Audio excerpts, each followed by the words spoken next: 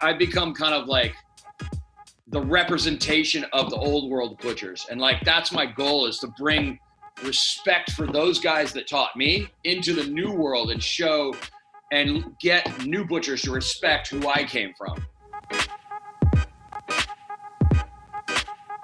That was Dave Budworth, aka Dave the Butcher. I'm your host, Jeff Hunt.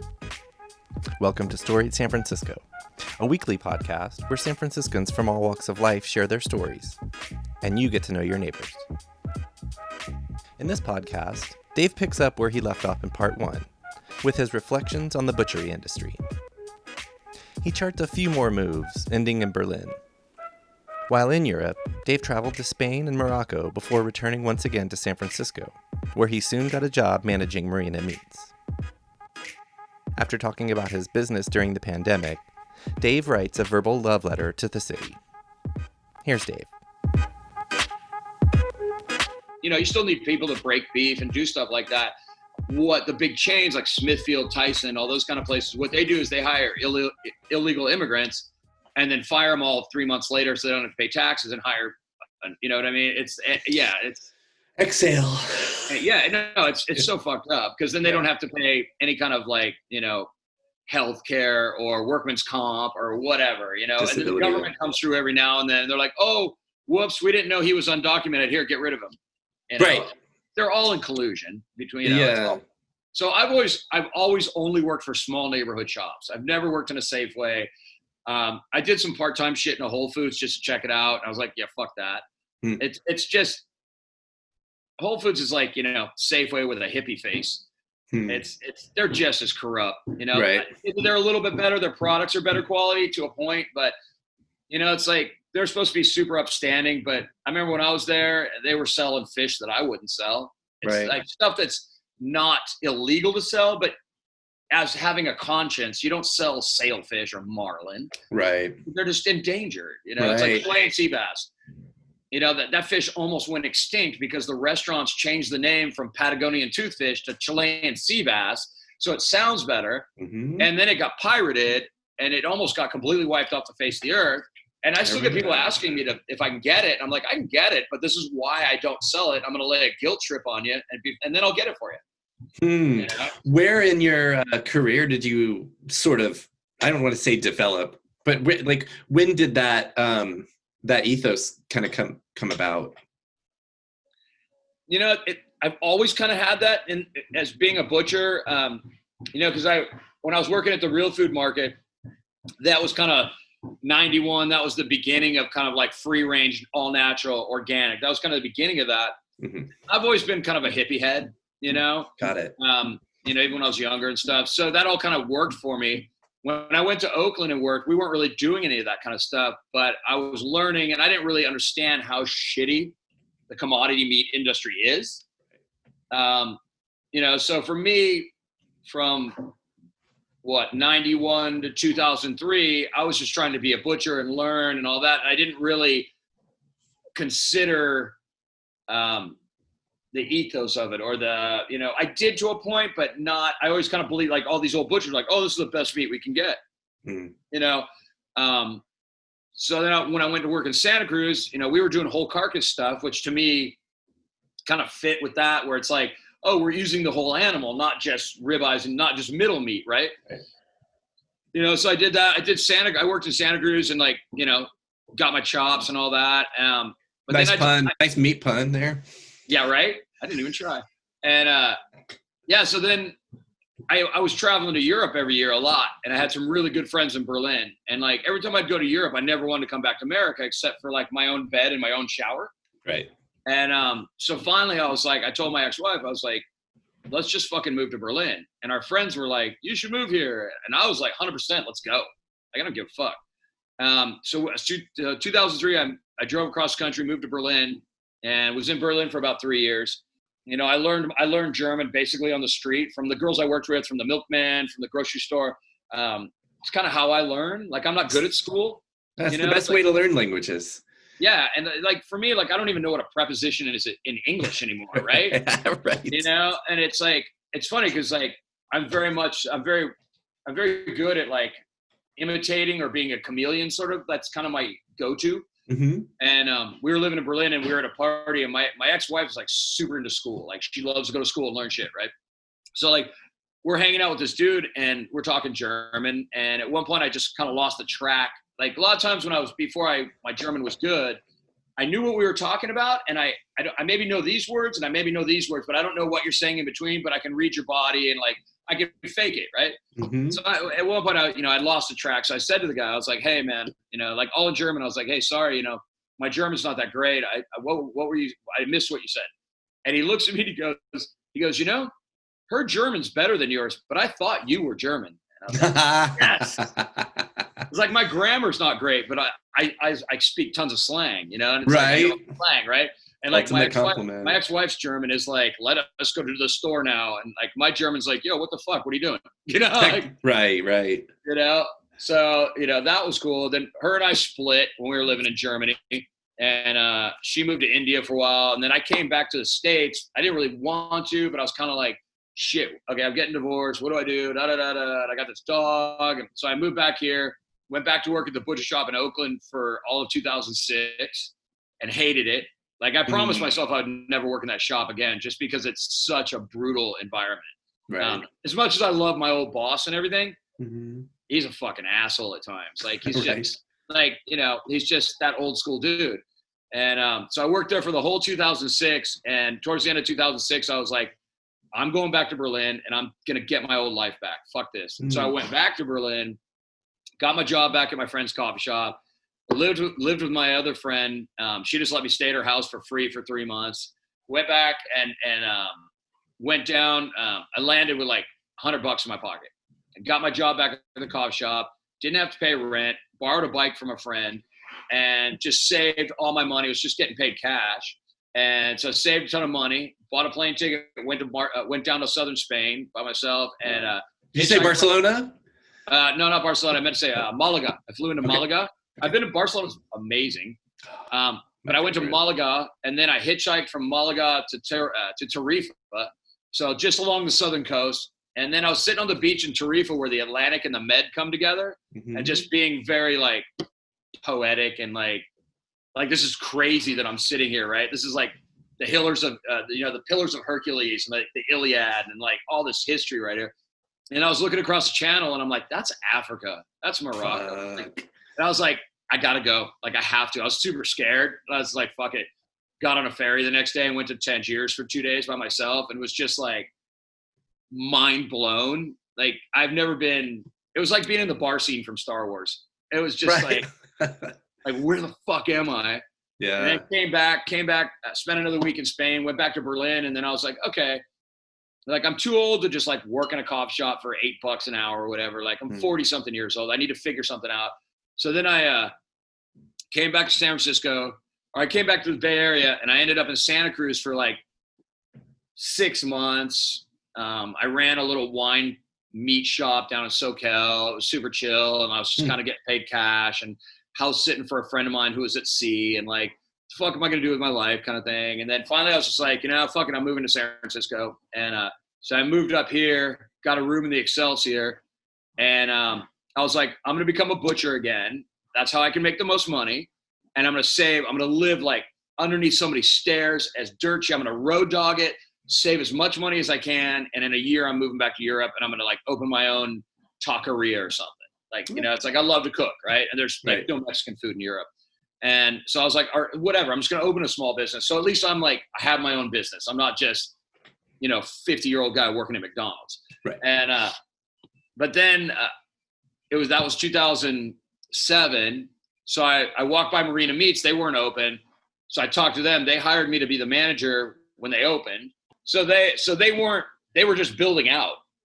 Okay. And, I was staying at a hotel in the Marina, and I was walking to get coffee, and I walked by this corner, and it says like Marina Meats, and I'm like, this place wasn't here. What the fuck is this? It used to be a flower store.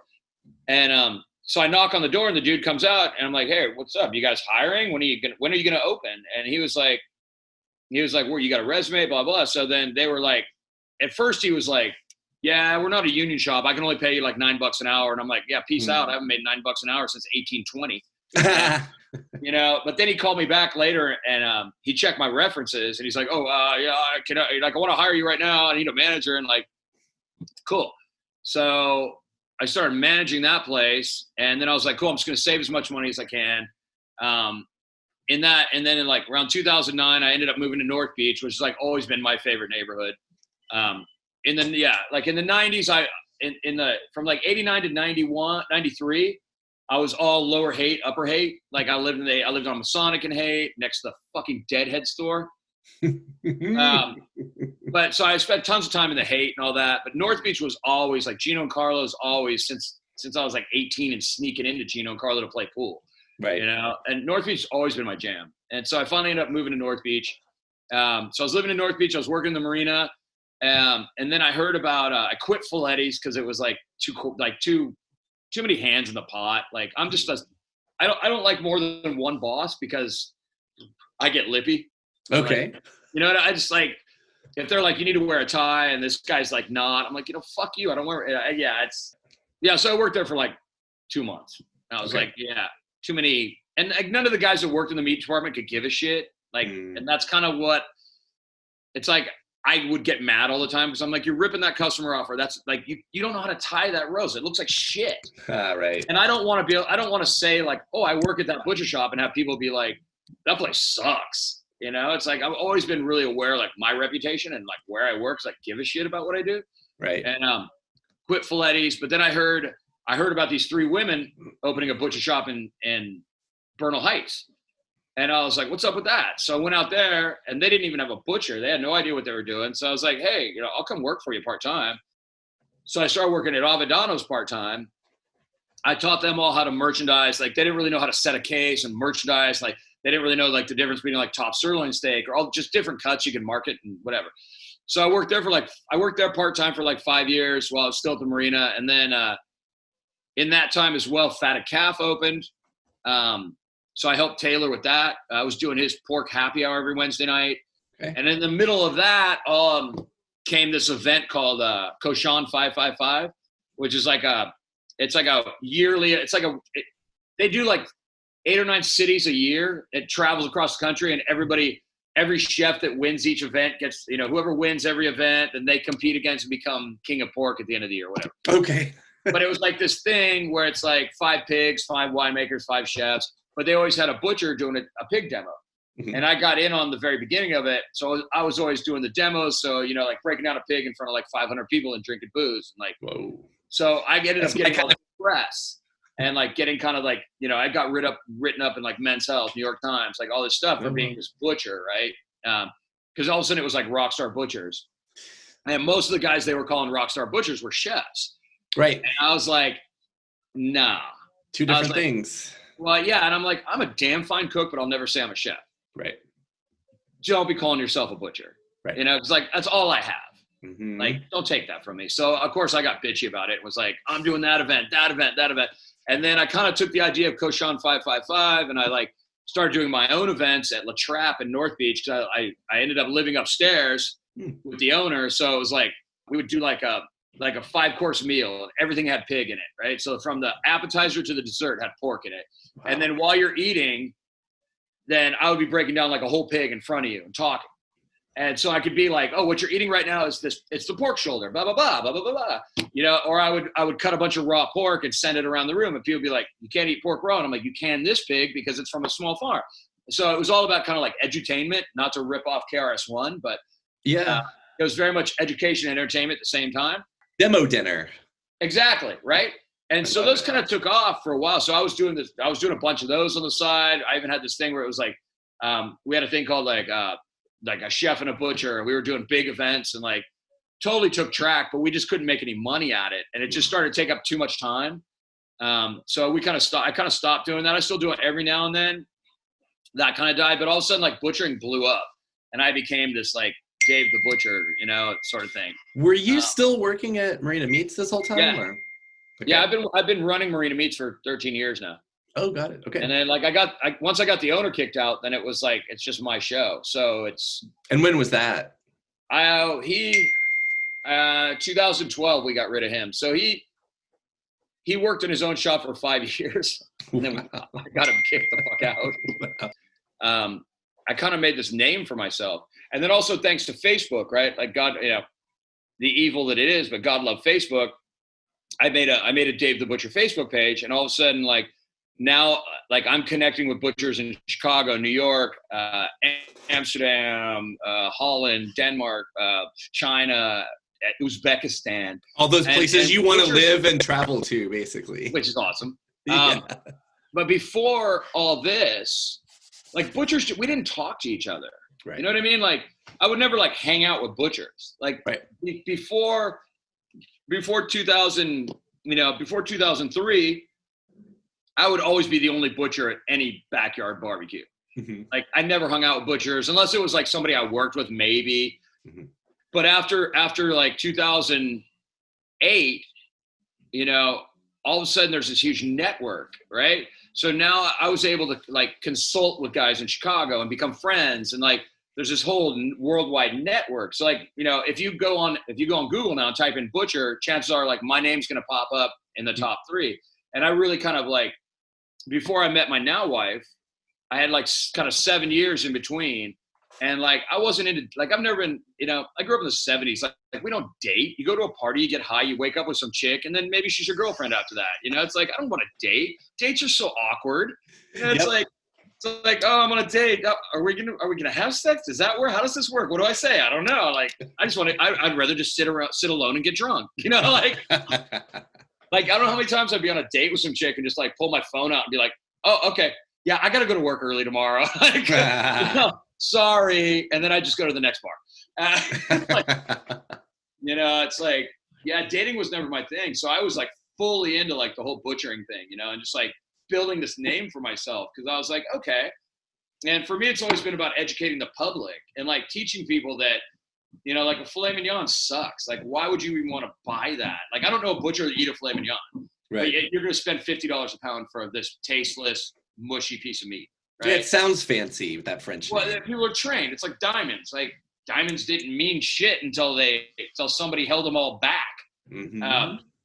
But, so like my thing's always been about educating the public. Like, there's nothing different eating like pork cheeks than there is a filet mignon. It's still a fucking dead animal. Right. Like no part of the animal is gross. Right. I hate when people say that, like, I could never eat tongue. It's gross. I'm like, how is that grosser than a filet mignon? A filet mignon, the purpose of that muscle is to push shit out of the animal.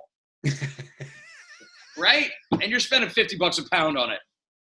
I'd rather have some lengua tacos. Thank you. Exactly.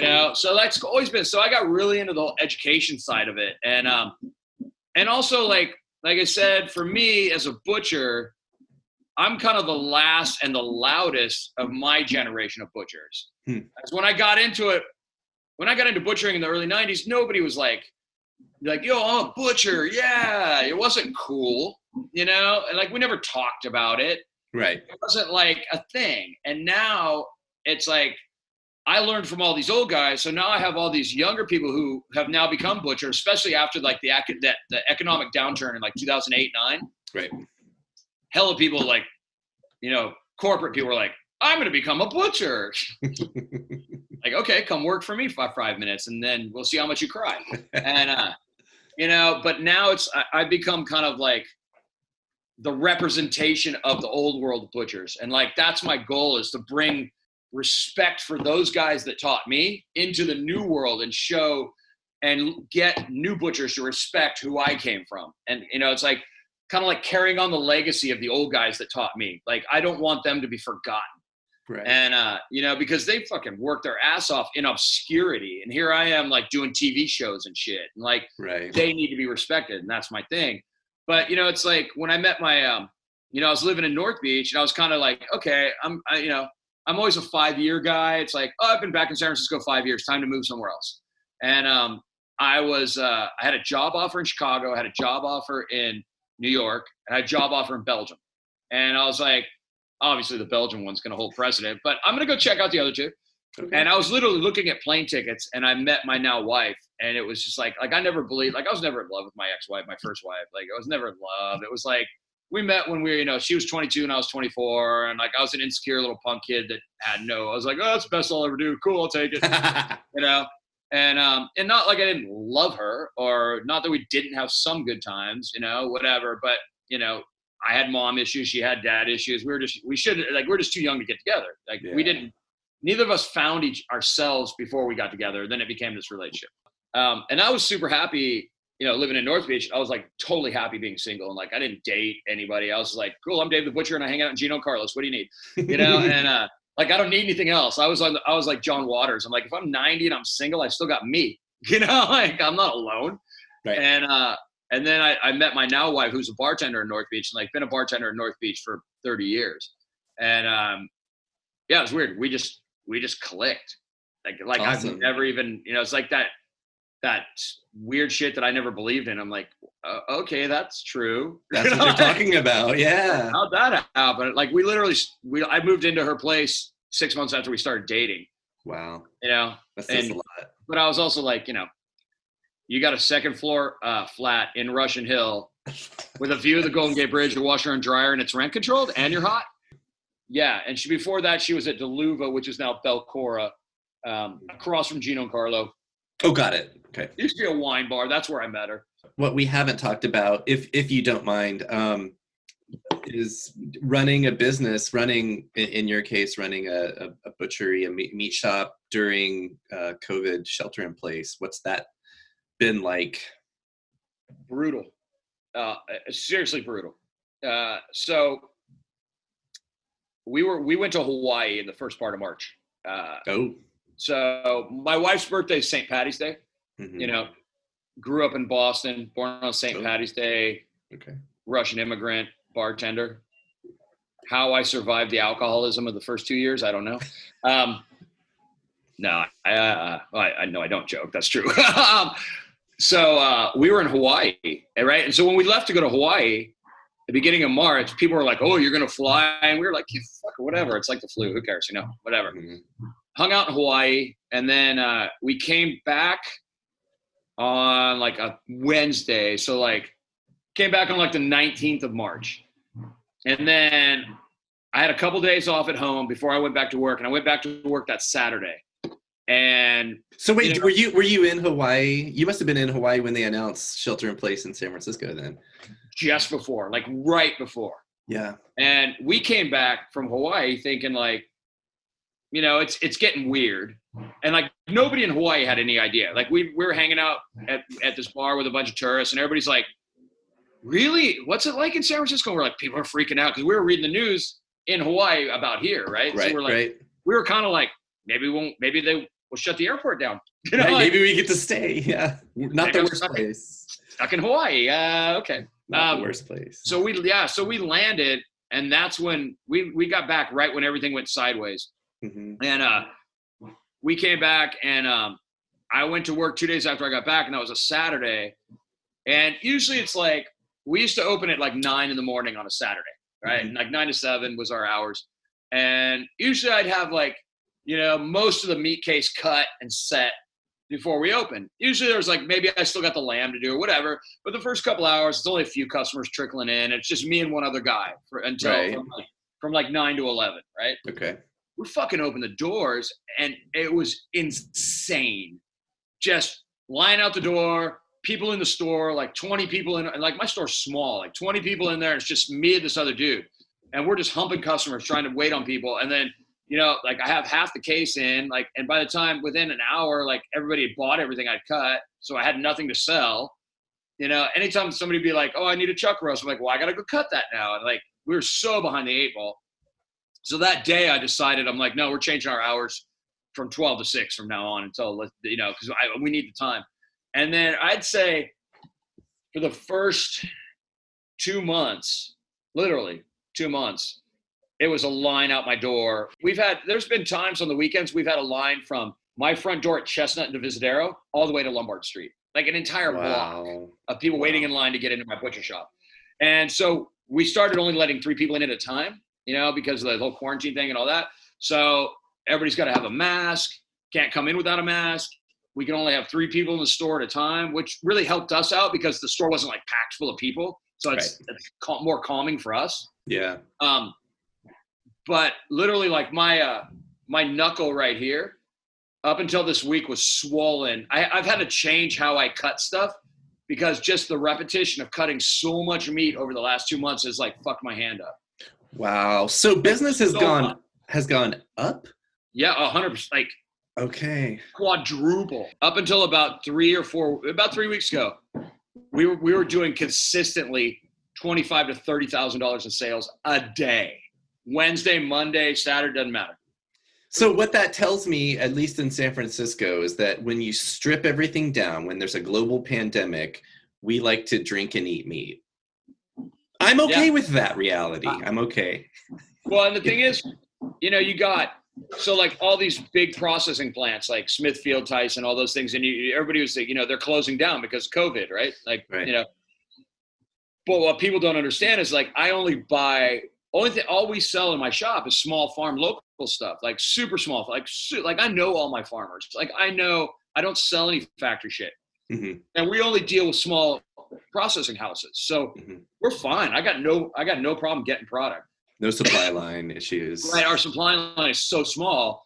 But like, you know, I'm on a bunch of like Facebook pages for butchers around the country and stuff. And it's mostly all like Kroger, Winn-Dixie guys, like, you know, total. Yeah. Those guys, the guys are just in a back room fucking making dick jokes all day. But a lot of those big chain markets, they're only getting frozen meat right now. Whereas I'm getting like fresh carcass, like there's nothing I haven't been able to get. And people keep coming in and they're like, oh my God, are you going to run out of meat? I'm like, no, because I don't sell the factory shit. Right? Awesome. Like I don't deal in that big chain of processing. Right. Like we're super small. And like, yes, it could happen. Like, we've needed more slaughterhouses in California for a long time, and everybody agrees, but nobody wants it in their backyard. Right. You know, everybody wants to eat local meat and all that, but they don't want to, they want to truck the poor fucking animals like 500 miles, which people don't understand. Like when animals get stressed out and you slaughter them when they're stressed out, it fucks up the meat. Totally. And like animals should have an amazing life, living on pasture, playing, eating roots and whatever. And like one bad day they don't know about. This season, we're in our third season, and we like to kind of have a theme each season. And this season, our theme is love letters to the city. So no pressure, but can you just give us your response to that prompt? Like, what do you love about San Francisco? So to me, San Francisco is my heart. Like, it's always been the city to me, right? Fuck that Carl the Fog shit. It's the fog. Just shut up. What I can't stand these days is everybody bemoaning the death of San Francisco, right? And what I find is that most of the time it's people that aren't from here. It's like, I moved here from Boston 5 years ago and it's not the same city. I'm like, I was born here 55 years ago. It's not the same city, but it is. And what I love about San Francisco, it is still fucking San Francisco. I've seen this city grow and change and breathe and flow and expand and contract. To me, it's still the same city. It's going to change. You know, I could sit here and bemoan the Hippo's gone. Like, I can't go get a burger at the Hippo. But that's been gone since the 70s, right? Like, you know, it's like shit changed. And yes, I agree with, like, there's a lot of small businesses getting shut down because I agree with the rent thing. It's really fucking crazy right now. And I remember, like, when I moved here in 89, I was paying $150 a month for a room in a flat in Hayes Valley, which was kind of the ghetto, but my living room window had a view of the boob church and all that. And, you know, I could go on my roof and see the whole city. Like, it was still grandiose, even though it was ghetto. And yeah, I like, oh, you know, I wish it was still $150 a month rent. Like, it's not, and it's not ever going to be again. Shit changes. I just love this city. I love the history of it. Like, you know, it's just, her heart and soul is still the same.